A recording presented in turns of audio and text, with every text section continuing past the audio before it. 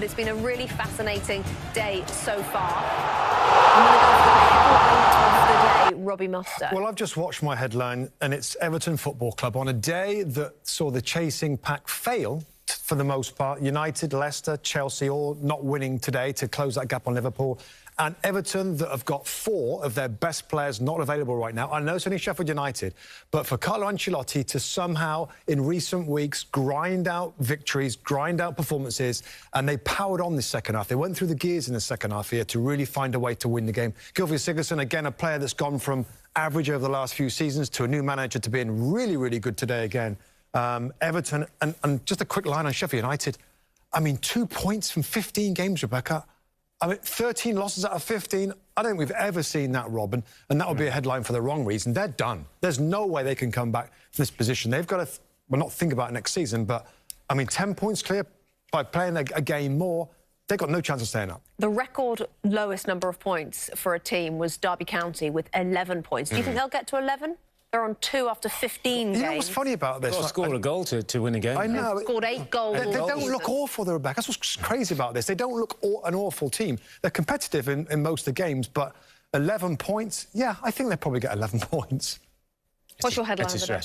Headline of the day is the big game of the day, Boxing Day, London Derby, Arsenal versus Chelsea, all the pressure on Mikel Arteta.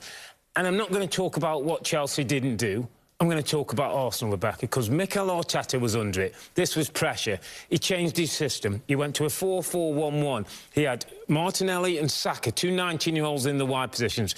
Emile Smith-Rowe in the middle of the number 10 position. And he was brave. And his team put up for him. And his team cared for him. And his team showed today. And Frank Lampard never got a reaction from his players. And that's what disappointed him most. Mikel Arteta did.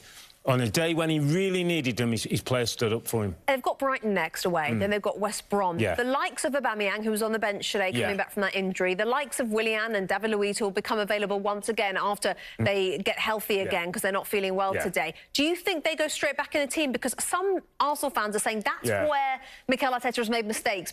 Players have not played well, and he's put them straight back as soon as they're available again. Eventually, you want to get your best players in your team. But you know what? If you're some of those other players looking today, you should be embarrassed by what you saw today and just hard work and effort and work rate.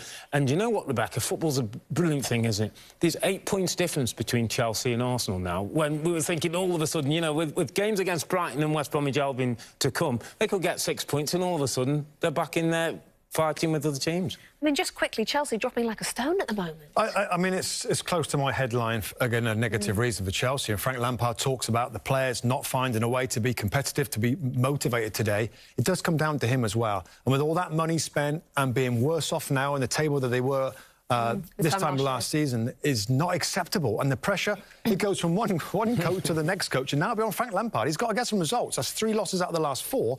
And dropping down the league table. Having spent nearly $300 million, Chelsea right now sitting in 7th spot. Let's show you what is still to come.